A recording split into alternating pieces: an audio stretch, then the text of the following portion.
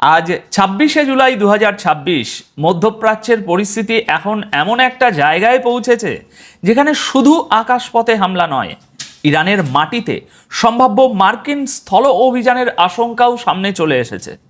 ইরানের উপকূলীয় এলাকায় সাধারণ মানুষকে অস্ত্র হাতে টহল দিতে দেখা যাচ্ছে। দেশটির সামরিক নেতৃত্ব মার্কিন সেনাদের উদ্দেশ্যে অত্যন্ত কঠোর হুমকি দিয়েছে। একই সঙ্গে আইআরজিসি দাবি করছে পুরো অঞ্চলে থাকা মার্কিন সামরিক ঘাঁটিতে নতুন করে মিসাইল ও ড্রোন হামলা চালানো হয়েছে। কিন্তু পরিস্থিতি শুধু ইরান ও আমেরিকার মধ্যেই সীমাবদ্ধ নেই। ইয়েমেনের হুতিরা সৌদি আরবের গুরুত্বপূর্ণ তেল স্থাপনায় ব্যালিস্টিক মিসাইল, ক্রুজ মিসাইল এবং ড্রোন হামলার দাবি করেছে। জবাবে সৌদি নেতৃত্বাধীন বাহিনীও ইয়েমেনে নতুন করে ভারী বিমান হামলা চালিয়েছে। অর্থাৎ একদিকে ইরান ও আমেরিকার সংঘাত নতুন পর্যায়ে যাওয়ার আশঙ্কা তৈরি হয়েছে, অন্যদিকে সৌদি আরব ও হুতিদের মধ্যে পাল্টাপাল্টি হামলা আরও বড় যুদ্ধের পথ খুলে দিতে পারে। তাই আজকের এই ভিডিওতে আমরা বুঝব ইরান কেন সাধারণ মানুষকে অস্ত্র হাতে উপকূলে নামাচ্ছে, মার্কিন স্থল হামলার আশঙ্কা কতটা গুরুত্ব দিয়ে দেখা হচ্ছে এবং ইয়েমেনের সংঘাত কিভাবে সৌদি আরবের গুরুত্বপূর্ণ তেল স্থাপনা পর্যন্ত পৌঁছে গেছে। দর্শক বন্ধুরা, প্রথমে ইরানের পরিস্থিতির দিকে দেখা যাক। গতকাল ২৫শে জুলাই বিকেল প্রায় 4:30টার দিকে ইরানের ফার্স নিউজ এজেন্সি একটি ভিডিও প্রকাশ করে। সেখানে জাস্ক বন্দরের কাছে বিপুল সংখ্যক অস্ত্রধারী মানুষকে টহল দিতে দেখা যাচ্ছে। ভিডিওটির সঙ্গে দাবি করা হচ্ছে যে ওই এলাকার ইরানিরা সম্ভাব্য মার্কিন সেনাদের মোকাবিলার প্রস্তুতি নিচ্ছেন। বার্তাটি ছিল পরিষ্কার, আমেরিকা স্থল অভিযান শুরু করলে উপকূল, বন্দর এবং বিভিন্ন প্রতিরক্ষা অবস্থানে তাদের প্রতিরোধের মুখে পড়তে হবে। ইরানের সরকারি টেলিভিশনও একই ধরনের কিছু দৃশ্য প্রকাশ করেছে। সেখানে হরমুজ প্রণালীর কাছে সমুদ্র উপকূলে অস্ত্রধারী স্থানীয় মানুষ নিয়মিত টহল দিতে দেখা যাচ্ছে। এই ছবিগুলোর সবচেয়ে গুরুত্বপূর্ণ দিক হলো এখানে শুধু নিয়মিত সেনাবাহিনীকে দেখা যাচ্ছে না, সাধারণ মানুষকেও প্রতিরক্ষার অংশ হিসাবে সামনে আনা হচ্ছে। এখন প্রশ্ন হচ্ছে, ইরান হঠাৎ এমন প্রস্তুতি নিচ্ছে কেন? দেখুন, সংবাদ মাধ্যমের বিশ্লেষণ অনুযায়ী এই অস্ত্র সাধারণ মানুষের হাতে সরকারের অনুমতি এবং সহযোগিতা ছাড়া পৌঁছানো সম্ভব নয়। অর্থাৎ ইরানি কর্তৃপক্ষও এমন একটি আশঙ্কাকে গুরুত্ব দিচ্ছে যে মার্কিন অভিযান শুধু বিমান হামলার মধ্যে সীমাবদ্ধ নাও থাকতে পারে। যদি স্থল অভিযান শুরু হয় তাহলে সমুদ্র উপকূল এবং গুরুত্বপূর্ণ বন্দরগুলো প্রথম দিকের লক্ষ্য হতে পারে। আর সেই কারণেই জাস্কের মতো এলাকায় স্থানীয় অস্ত্রধারীদের সামনে রাখা হচ্ছে, আর তাদের পিছনে নিয়মিত সেনা বা বিশেষ ইউনিট নিজেদের অবস্থান ধরে রেখেছে। ঘটনাটি এক লাইনে বুঝুন, ইরান সম্ভাব্য স্থল অভিযানের বিরুদ্ধে বহুস্তরীয় প্রতিরক্ষা তৈরি করার বার্তা দিচ্ছে। সামনে স্থানীয় প্রতিরোধ, পিছনে নিয়মিত সামরিক বাহিনী। এই প্রস্তুতির পিছনে আরেকটি বক্তব্যও গুরুত্ব পাচ্ছে। রিপোর্ট অনুযায়ী এর আগের রাতেই ডোনাল্ড ট্রাম্প ইরানের বিরুদ্ধে একটি বড় ধরনের হামলার কথা বলেছিলেন যদি ইরান তাদের শর্ত না মানে। তিনি ওই অঞ্চলে 17টি যুদ্ধজাহাজ থাকার কথাও উল্লেখ করেন সেখানে। আর এখানেই পরিস্থিতির গুরুত্ব বেড়ে যায়। একদিকে বড় হামলার হুঁশিয়ারি, অন্যদিকে ইরানের উপকূলে সশস্ত্র প্রস্তুতি। ফলে তেহরান সম্ভবত শুধু চলমান বিমান হামলার জবাব দেওয়ার কথা ভাবছে না, সম্ভাব্য পরবর্তী ধাপের প্রস্তুতিও দেখাতে চাইছে। এর মধ্যেই ইরানের সামরিক নেতৃত্ব আমেরিকার উদ্দেশ্যে আরও একটি কঠোর বার্তা দিয়েছে। ইরানের খতম আল আম্বিয়া সেন্ট্রাল হেডকোয়ার্টারের commander major general Ali Abdullahi বলেছেন, যুদ্ধের একটি নতুন নীতি কার্যকর করা হয়েছে। তার বক্তব্য অনুযায়ী ইরানের প্রতিটি নিহত নাগরিকের বিপরীতে একজন মার্কিন সেনাকে লক্ষ্য করা হবে। গতকাল ২৫শে জুলাই মেহের নিউজ এজেন্সিতে প্রকাশিত তার এই বক্তব্যে আরও বলা হয়, এটি এখন আর শুধু হুমকি নয়, ইরান এটিকে আনুষ্ঠানিক যুদ্ধনীতির অংশ হিসাবে দেখছে। মার্কিন সেনাদের উদ্দেশ্যে তিনি অত্যন্ত আক্রমণাত্মক ভাষায় সতর্কতাও দিয়েছেন। তার বক্তব্যের মূল অর্থ হলো, মার্কিন বাহিনী যদি ইরানের বিরুদ্ধে অভিযান চালায় তাহলে পুরো অঞ্চল জুড়ে তাদের সামরিক উপস্থিতিকে প্রতিশোধমূলক হামলার লক্ষ্য করা হবে। ইরানের দাবি, মার্কিন হামলায় সেতু, জল পরিশোধন কেন্দ্র এবং অন্যান্য বেসামরিক অবকাঠামো ক্ষতিগ্রস্ত হয়েছে। আর এই সব হামলায় এখনো পর্যন্ত 55 জন নিহত এবং 640-এর বেশি মানুষ আহত হয়েছেন বলেও ইরানের পক্ষ থেকে দাবি করা হচ্ছে। আর এই দাবির ভিত্তিতে তেহরান বলছে অঞ্চলের বিভিন্ন মার্কিন ঘাঁটিতে যে হামলা চালানো হচ্ছে তা ইরানি নাগরিক ও সেনাদের মৃত্যুর প্রতিশোধ। দর্শক, এবার আসা যাক আইআরজিসির একটি নতুন দাবিতে। ইরানের আইআরজিসি অপারেশন নাসির 2 এর অধীনে মার্কিন সামরিক ঘাঁটির বিরুদ্ধে পরিচালিত নতুন হামলার ছবি ও ভিডিও প্রকাশ করেছে। গতকাল 25শে জুলাই দুপুরে প্রকাশিত এসব দৃশ্যে বিভিন্ন লক্ষ্যবস্তুর দিকে মিসাইল এবং ড্রোন উৎক্ষেপণ করতে দেখা যায়।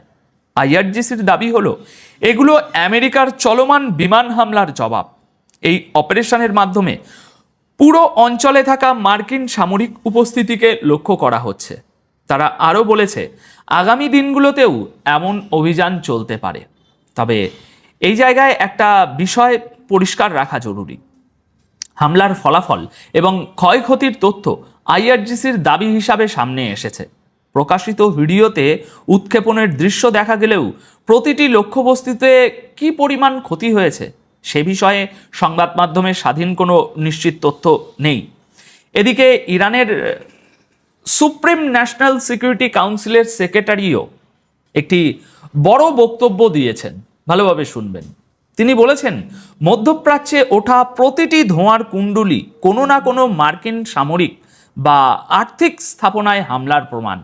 তার দাবি ইরানি বাহিনীর ধারাবাহিক এবং নির্ভুল হামলা দেশের মানুষের ক্ষোভের প্রকাশ। তিনি আরও বলেন শত্রু পুরোপুরি আত্মসমর্পণ না করা পর্যন্ত এবং বিভিন্ন স্থানে নিহত নিরীহ শিশুদের রক্তের প্রতিশোধ না নেওয়া পর্যন্ত এই হামলা চলবে। এখন পুরো হিসেবটা বুঝুন। ইরান এখানে একসঙ্গে 3টি বার্তা দিচ্ছে। প্রথমত, বিমান হামলার জবাব শুধু ইরানের আকাশ সীমার মধ্যে সীমাবদ্ধ থাকবে না, পুরো অঞ্চলের মার্কিন ঘাঁটি ঝুঁকির মুখে পড়তে পারে। দ্বিতীয়ত, স্থল হামলার চেষ্টা হলে নিয়মিত সেনার পাশাপাশি স্থানীয় মানুষও এবার সামনে আসবে। তৃতীয়ত, বেসামরিক হতাহতের প্রতিটি ঘটনাকে ইরান প্রতিশোধমূলক সামরিক অভিযানের যুক্তি হিসাবে ব্যবহার করছে।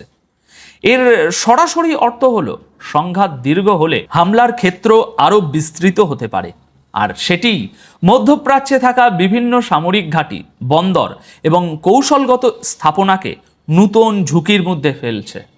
কিন্তু দর্শক, মধ্যপ্রাচ্যে উত্তেজনার দ্বিতীয় বড় কেন্দ্র এখন ইয়েমেন ও সৌদি আরব। গতকাল 25শে জুলাই দিনের শুরুতে খবর আসে ইয়েমেনের হুতিরা সৌদি আরবের জিজানে থাকা আরামকোর একটি গুরুত্বপূর্ণ তেল স্থাপনায় হামলা করেছে। আর এর কয়েক ঘন্টার মধ্যেই সৌদি নেতৃত্বাধীন বাহিনী হুতি নিয়ন্ত্রিত এলাকায় আবারও ভারী বিমান হামলা চালায়। সামাজিক যোগাযোগ মাধ্যমে ছড়িয়ে পড়া কিছু ছবিতে হামলার পর ধোঁয়া উঠতে দেখা গেছে বলে দাবি করা হচ্ছে। প্রতিবেদনে বলা হয়েছে সৌদি বাহিনী হুতি নিয়ন্ত্রিত পাহাড়ি অঞ্চল লক্ষ্য করেছে। এসব এলাকায় হুতিদের ঘাঁটি রয়েছে বলে দাবি করা হয়। অর্থাৎ এখন আর এক পক্ষ হামলা করছে এবং অন্য পক্ষ শুধু বিবৃতি দিচ্ছে, পরিস্থিতি এমন নয়। হুতিদের দিক থেকে মিসাইল ও ড্রোন হামলা হচ্ছে, আর সৌদি নেতৃত্বাধীন বাহিনীর দিক থেকে পাল্টা বিমান হামলা হচ্ছে। প্রতিটি হামলার পর আরেকটি প্রতিশোধমূলক হামলার যুক্তি তৈরি হচ্ছে। গতকাল 25শে জুলাই সন্ধ্যা 5:30টার দিকে হুতি বাহিনীর মুখপাত্র ইয়াহিয়া সারির একটি ভিডিও বার্তা প্রকাশ করেন।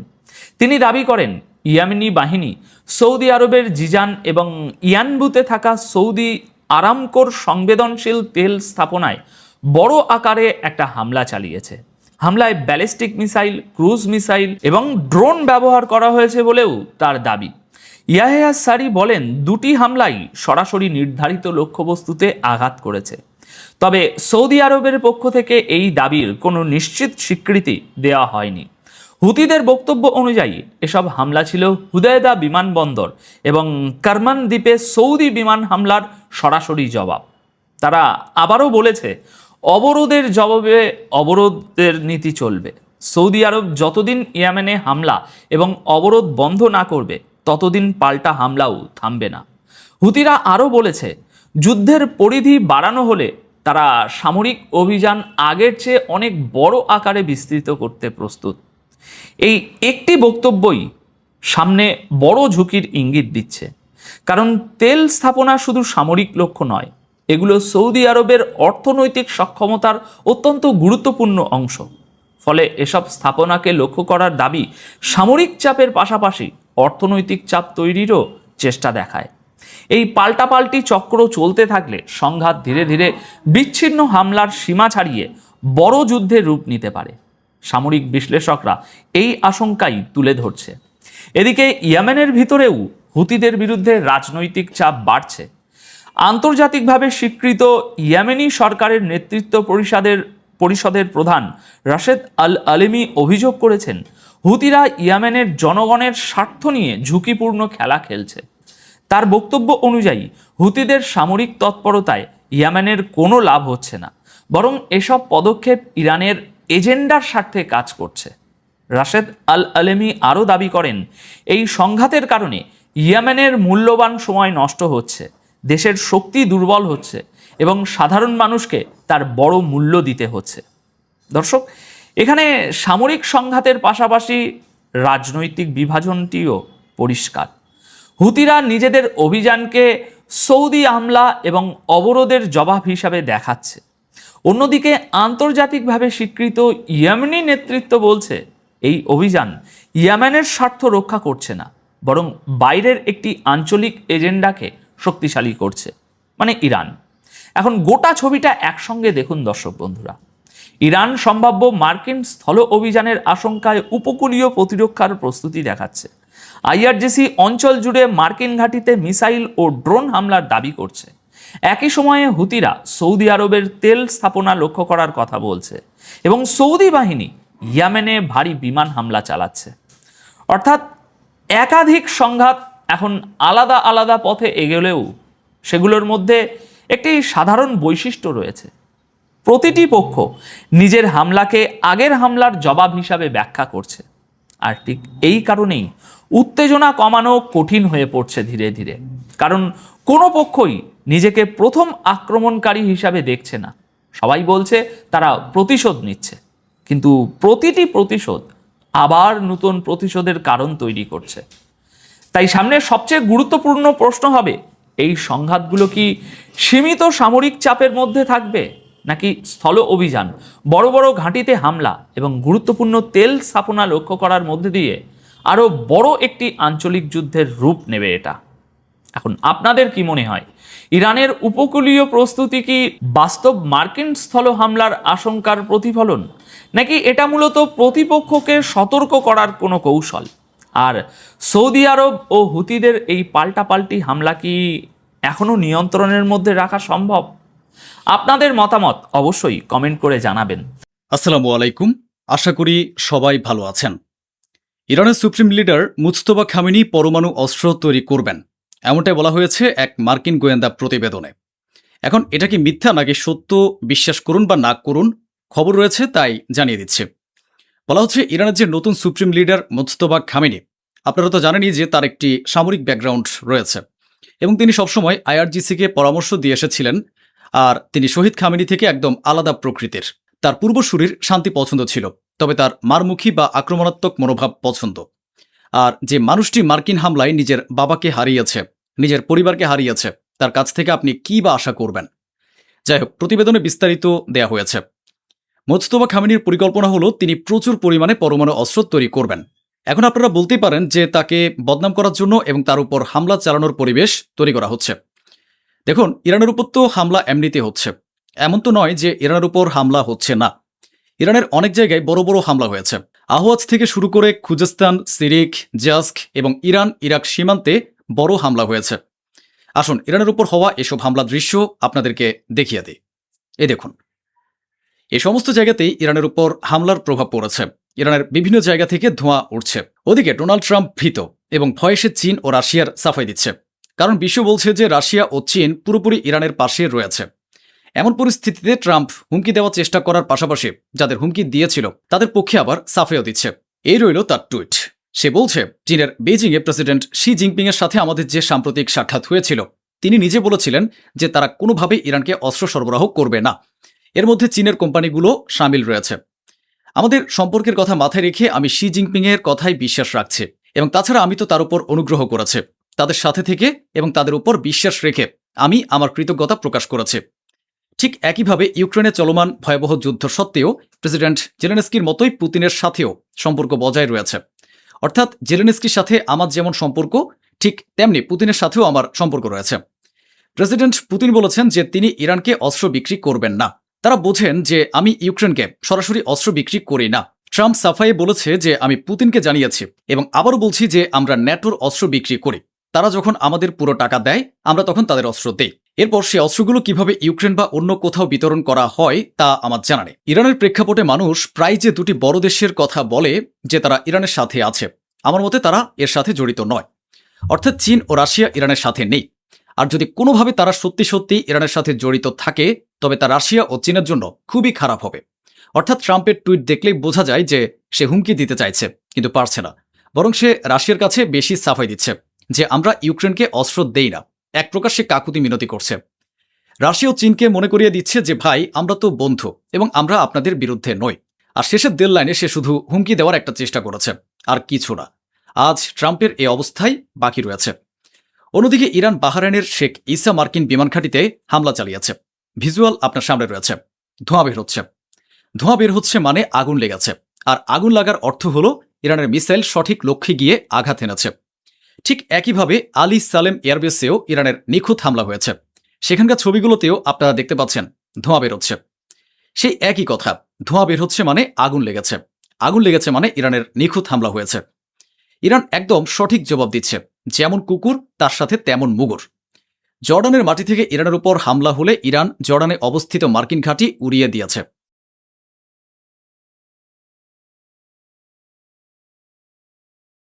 আল্লাহু আকবার।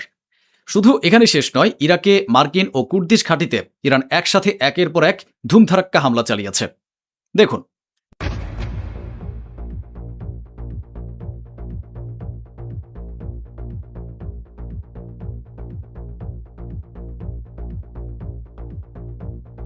ما متاری هوليرا لا متاری نیست کی بشتم خفات که এরপর জর্ডান জানিয়েছে যে তারা ইরানের 7টি মিসাইল ও 6টি ড্রোন ইন্টারসেপ্ট করেছে। বন্ধুগণ, এদের ইন্টারসেপ্টরের উপর আমার কোনো ভরসা নেই। 4 ঘন্টা পরেই ছবি চলে আসবে যে এদের এখানে মার্কিন ঘাঁটিতে নিখুঁত হামলা হয়েছে। আজ ইরানের সক্ষমতা দেখে আমেরিকানদের গলা শুকিয়ে আসছে। ইরাকে আমেরিকার যে সবচেয়ে বিপজ্জনক ডিফেন্স সিস্টেমটি রয়েছে, patriot air defence system, Iran ঠিক সেটির উপরই হামলা চালিয়ে দিয়েছে। ইরাকের এ স্যাটেলাইট ইমেজটি আপনারা দেখতে পাচ্ছেন। এটি আমেরিকার সেই ঘাঁটি যেখানে তার পেট্রিয়ট এয়ার ডিফেন্স সিস্টেম মোতায়েন করা রয়েছে ইরান বা যে কোনো শত্রুর যে কোনো হামলা রোধ করার জন্য। রোধ করা তো দূরের কথা, খোদ সেটির উপরই ইরান হামলা চালিয়ে দিয়েছে। এরপর ইরান এখানেই থেমে থাকেনি। বরাবরের মতো ইরান এই হামলার ভিডিও প্রকাশ করেছে, যেখানে দেখা যাচ্ছে যে ইরান কাতার, কুয়েত ও জর্ডানে বড় হামলা চালিয়েছে এবং ভিডিওতে সে মিসাইলগুলো লঞ্চ হতে দেখা যাচ্ছে। সেগুলোর মাধ্যমে আমেরিকার ঘাঁটিগুলোকে ধ্বংস করেছে। ইরাকের খোলা আকাশে ইরানের ড্রোন উড়তে দেখা গেছে। ইসরায়েল ও আমেরিকা যে খেলা খেলতো, বলা হচ্ছে যে সেই খেলা এখন ইরান নিজেই খেলছে। রিপোর্ট বলছে যে আমেরিকার গোয়েন্দা সংস্থা ডোনাল্ড ট্রাম্পকে জানিয়েছে যে আপনার উপদেষ্টাকে ইরান খতম করতে চলেছে, যার পরে ডোনাল্ড ট্রাম্পের উপদেষ্টার গলা এমনিতে শুকিয়ে কাঠ হয়ে গেছে এবং ডোনাল্ড ট্রাম্প এ বিষয়ে এখনো পর্যন্ত কিছু বলেননি। এদিকে কিউবায় অবস্থিত ইরানের দূতাবাস ডোনাল্ড ট্রাম্পের কথাবার্তা, বাজে বকা ও টুইটগুলোকে টয়লেট পেপারের মতো প্রদর্শন করেছে যে এগুলো কেবলই আবল তাবল বকবকানি। আর এটা একদম সত্যি যে ডোনাল্ড ট্রাম্পের কথার গুরুত্ব এখন আর কোথাও নেই। আমি আপনাদের আগেই বলেছি, আমেরিকার ক্ষমতা কেবল কথার কথাতে সীমাবদ্ধ। ইরান রীতিমতো তাদের ফালাফালা করে দিয়েছে। ইরাকের প্রধানমন্ত্রী একটি প্রস্তাব নিয়ে গিয়েছিলেন। এখন খোলাসা হয়েছে যে সে প্রস্তাবে আসলে কি ছিল। এই প্রস্তাবে বলা হয়েছিল আমেরিকা ইরানের কাছে একটি অস্থায়ী যুদ্ধবিরতির আবেদন জানিয়েছে। স্থায়ী যুদ্ধবিরতির কোনো কথা ছিল না। আর সেই চুক্তির মূল বিষয় ছিল যেন হরমুজ প্রণালী খোলা রাখা হয়, অর্থাৎ ইরান যেন হরমুজ প্রণালী খুলে দেয় এবং একরকম নিজের নিয়ন্ত্রণ সরিয়ে নেয়। ইরান লক্ষ্য করল যে এই প্রস্তাব আসলে কদিনের জন্য যুদ্ধ থামানোর কথা বলা হয়েছে, যেন কয়েকটা দিন থেমে যাওয়া হয়। কিন্তু ইরান কি আদার ব্যাপারই নাকি? ইরান জানে, আমরা জানি, আপনারাও জানেন যে আমেরিকার আসলে আরও একটু সময় দরকার, যাতে তারা নতুন করে যুদ্ধের প্রস্তুতি নিতে পারে। মাত্র 14 দিনের মধ্যেই আমেরিকার এই উপলব্ধি হলো যে ভাই আমাদের তো প্রস্তুতি এখনো সম্পূর্ণ হয়নি, ইরান তো ভীষণ শক্তিশালী, তাই ইরাকের প্রধানমন্ত্রীর মাধ্যমে সে প্রস্তাব পাঠিয়ে দেওয়া হলো। এখন দুই পক্ষ থেকে এই বিষয়টি পরিষ্কার হয়ে গেছে। আর এই খবর সোশ্যাল মিডিয়ায় ছড়িয়ে পড়ার পর আমেরিকার ব্যাপক মানহানি হয়। এরপর কি হলো কে জানে। ইরাক ও ইরান দুপক্ষই একসুরে বলে দিল যে আমেরিকার তরফ থেকে নাকি এমন কোনো প্রস্তাবই আসেনি। এ বিষয়ে আমি আর কোনো মন্তব্য করব না। যাই হোক, সামনে যাই ঘটুক না কেন, আরব অঞ্চলের সাধারণ মানুষের নিরাপত্তার কথা স্বয়ং ইরান নিজে ভাবছে। স্বয়ং আইআরজিসির পক্ষ থেকে বলা হয়েছে যে আরব বা অন্য দেশের যেসব মানুষ সেখানে বসবাস করেন তারা যেন আমেরিকার ঘাঁটিগুলো থেকে অন্তত 500 মিটার দূরে থাকেন। কথা কি পরিষ্কার? নিশানা এখন শুধু খোদ আমেরিকায়, কোনো মুসলিম বা আরব নয়। এবার যার অপেক্ষা করা হচ্ছিল সেটাই হতে চলেছে। আগামী সোমবার নেতানিয়াহু আমেরিকা গিয়ে ডোনাল্ড ট্রাম্পের সাথে দেখা করতে চলেছেন। আমার বন্ধুরা, ইরানের পররাষ্ট্রমন্ত্রী আব্বাস আরাকচি বলেছেন, আমরা আমেরিকার হামলার উপযুক্ত জবাব দিয়েছি। আমরা তাদের বিশ্বাস করতে পারি না। যতদিন তারা আমাদের উপর হামলা চালিয়ে যাবে পরিস্থিতি এমনই থাকবে এবং হরমুজ প্রণালী আমাদেরই থাকবে। শুনুন। خب ببینید سازمان همکاری های شانگهای در حقیقت یک سازمان مترقی به حساب میاد که به هر حال کشورهایی که عمدتاً در منطقه ما هستند و با سیاست‌های یکجانبه گرایانه آمریکا و غرب و با نهادهای غربی که سعی میکنن تسلط خودشون رو بر روابط بین‌الملل، بر روابط اقتصادی، سیاسی و مالی بین‌المللی تحمیل بکنن، مقابله بکنن، خب یک محلی هست برای تبادل آرا و بحث در خصوص কিরগিজস্তানে এসসিওর মিটিং হচ্ছিল। গতকাল ইরান সেখানে পৌঁছেছিল। এখন সেখানের ইরানের ছবিগুলো দেখুন। ইরানের পররাষ্ট্রমন্ত্রী রাশিয়ার পররাষ্ট্রমন্ত্রী সের্গেই লাভরভের সাথে সাক্ষাৎ করেছেন। শুধু তাই নয়, কিরগিজস্তানের এসসিও মিটিংয়ে পাকিস্তান ও চীনের সাথেও ইরানের সাক্ষাৎ হয়েছে। এরা সবাই তো ইরানের পুরনো বন্ধু ও সাথী। ওদিকে ওমানের পররাষ্ট্রমন্ত্রীর সাথে টেলিফোনে কথা বলেছেন ইরানের পররাষ্ট্রমন্ত্রী। আমার বন্ধুরা, আমেরিকার সেনাবাহিনী তাদের সবচেয়ে আধুনিক ডিফেন্স সিস্টেমগুলো ব্যবহার করছে, আর সেগুলোর মজুদ খুব দ্রুত শেষ হয়ে আসছে। ডোনাল্ড ট্রাম্পের সরকার যখন এই প্রতিবেদনটি পড়ল তখন তারা তাদের সেনাবাহিনীকে নির্দেশ দিল যে ইরানের বিরুদ্ধে নিজেদের সবচেয়ে বিপজ্জনক ডিফেন্স সিস্টেম এবং ইন্টারসেপ্টরগুলো ব্যবহার করো না, কারণ সেগুলোর স্টক পুনরায় পূরণ করতে ও তৈরি করতে অনেক সময় লাগবে। তাহলে ভাই, সেনাবাহিনীরা কি মার খেয়ে মরবেন? ট্রাম্প তার সৈন্যদের এই ধরনের নির্দেশনা দিয়েছেন। এর মানে তো এটাই দাঁড়ায় যে শত্রুর বিরুদ্ধে যেখানে সবচেয়ে বিপজ্জনক অস্ত্র ব্যবহার করার কথা এখন সেগুলো শেষ হয়ে যাচ্ছে বলে ট্রাম্প বলে দিয়েছেন, ভাই নিজেরা মরলে মরো, কিন্তু হালকা অস্ত্র ব্যবহার করো। বাহ, ইসরায়েলকে বাঁচানোর জন্য আমেরিকা পুরোপুরি প্রস্তুত। ছবিটা দেখুন। ইসরায়েলের ভেতরে গোপনে আমেরিকা ও ইসরায়েলের সেনাবাহিনী যৌথ সামরিক মহড়া ও ড্রিল শুরু করে দিয়েছে। আমার বন্ধুরা, ইয়েমেনের হুতিদের ভয়ে সৌদি আরবের এখন এমন অবস্থা হয়েছে যে এই দেখুন, সৌদি আরবের জাহাজগুলো আর লোহিত সাগর দিয়ে যাতায়াত করছে না, বরং তারা একটি দীর্ঘ পথ ঘুরে ইউরোপের দিকে গিয়ে আফ্রিকা পাড়ি দিয়ে অস্ট্রেলিয়ার কাছ দিয়ে চলাচল করছে। সৌদি আরব লোহিত সাগর পুরোপুরি ছেড়ে দিয়েছে। এরপর হুতিরা ঘোষণা দিয়েছে যে লোহিত সাগর খোলা রয়েছে, কেবল সৌদি আরবের জাহাজের জন্যই এটি বন্ধ। বন্ধুগণ, প্রস্তুতি তো এটারই চলছিল। এ যুদ্ধ তো এই কারণেই থামানো হয়েছিল। বুলগেরিয়ার সরকারের একটি বিবৃতি ট্রাম্প শেয়ার করেছেন এবং বুলগেরিয়াকে ধন্যবাদ জানিয়েছেন, কারণ বুলগেরিয়া মার্কিন সেনাকে তাদের নিজেদের ভূখণ্ড ও আকাশসীমা ইরানের বিরুদ্ধে ব্যবহার করতে অনুমতি দিয়েছে। এরপর আমরা যখন তথ্য যাচাই করে দেখলাম তখন সত্যি সত্যি বুলগেরিয়া থেকে আমেরিকার যুদ্ধ বিমানগুলো উড্ডয়ন করে মধ্যপ্রাচ্যের দিকে যাচ্ছিল। ব্রিটেনও ইরানের বিরুদ্ধে মাঠে নেমে পড়েছে এবং এখন বুলগেরিয়াও সরাসরি মাঠে নেমে এসেছে। তাহলে এখন আপনারা বুঝতে পারছেন যে ইরান কতটা একা। ওদিকে সেন্টকম পোস্ট করেছে যে মধ্যপ্রাচ্যে বিপুল পরিমাণ হেমরাজ মিসাইল আনা হয়েছে। বাইডেনের আমলের সরকারে যিনি পররাষ্ট্রমন্ত্রী ছিলেন তার মুখটি আপনারা হয়তো চিনে থাকবেন। তিনি বলেছেন যে ডোনাল্ড ট্রাম্প ইরানের এ যুদ্ধে ফেঁসে গেছেন। তিনি এ যুদ্ধ থেকে বের হতে চান, কিন্তু বের হওয়ার কোনো রাস্তা খুঁজে পাচ্ছেন না। ডোনাল্ড ট্রাম্প এই যুদ্ধে খারাপভাবে ফেঁসে গেছেন। এর চেয়ে বড় আপডেট হলো ওমানের একটি প্রতিনিধি দল বর্তমানে ইরানে রয়েছে। হরমুজ প্রণালী নিয়ে আলোচনার জন্যই তারা ইরানে সফরে গেছে। আরব বিশ্বের এক প্রভাবশালী কোটিপতি ব্যক্তি ট্রাম্পকে এক প্রকার বার্তা দিয়ে বলেছেন যে এই যুদ্ধবিরতি অত্যন্ত জরুরি, কারণ কুয়েত সহ অন্যান্য আরব দেশগুলোকে এর কারণে ভীষণ খেসারত দিতে হচ্ছে এবং সরাসরি অর্থনীতিতে প্রভাব পড়ছে। আমেরিকান এনার্জি অ্যাসোসিয়েশন জানিয়েছে যে অপরিশোধিত তেল বা ক্রুড অয়েলের দাম যদি প্রতি ব্যারেল এই পর্যায়ে দীর্ঘ সময় ধরে বজায় থাকে তবে আমেরিকার প্রতিটি সাধারণ নাগরিকের উপর এর নেতিবাচক প্রভাব পড়তে শুরু করবে। ইরান পরিষ্কার জানিয়ে দিয়েছে যে আমেরিকা ইরানের পাহাড়ি এলাকাগুলোতে হামলা যে পরিকল্পনা করছে তা তারা করে দেখাতে পারে। তাদের কোনো অপারেশনই সফল হবে না, হামলা ব্যর্থ হবে এবং তারপর আমরা পাল্টা জবাব দেব। তখন মনে রাখবেন সেটি কেবল অস্ত্র দিয়েই নেওয়া হবে। অর্থাৎ ইরান বুঝিয়ে দিয়েছে যে আপনাদের বিরুদ্ধে সমস্ত দণ্ড ভেদ নীতি প্রয়োগ করা হবে। ওদিকে চীন পাকিস্তানের উপর চাপ সৃষ্টি করেছে যেন তারা আবারও মধ্যস্থতা করতে এগিয়ে আসে এবং আমেরিকা ও ইরানের মধ্যে আলোচনা করিয়ে সব শান্ত করে। আমেরিকা খুব ভালো করে জানে যে সবচেয়ে ভীতু ও দুর্বল কে, তাই মধ্যপ্রাচ্যে আমেরিকা 100-এরও বেশি জ্বালানি ট্যাঙ্কার পাঠিয়েছে। আর মধ্যপ্রাচ্যে পাঠানো এই 100-টিরও বেশি ট্যাঙ্কারের সিংহভাগই ইসরায়েলের অভ্যন্তরে মোতায়েন করেছে আমেরিকা। ইউরোপীয় ইউনিয়ন ইরানের বিচারক এবং ইরানের সাইবার গ্রুপের উপর নিষেধাজ্ঞা আরোপ করেছে। এরপর আমেরিকাও ইরানের বিলিয়নিয়ার, কোটিপতি ও বিত্তশীলদের উপর নিষেধাজ্ঞা দিয়েছে। তো বন্ধুরা, এই ছিল আজকের আয়োজন, যা স্বচ্ছভাবে আপনাদের সামনে তুলে ধরা হলো। আশা করি আমাদের এই প্রচেষ্টা আপনাদের ভালো লেগেছে। অসংখ্য ধন্যবাদ। সুস্থ থাকুন, ভালো থাকুন।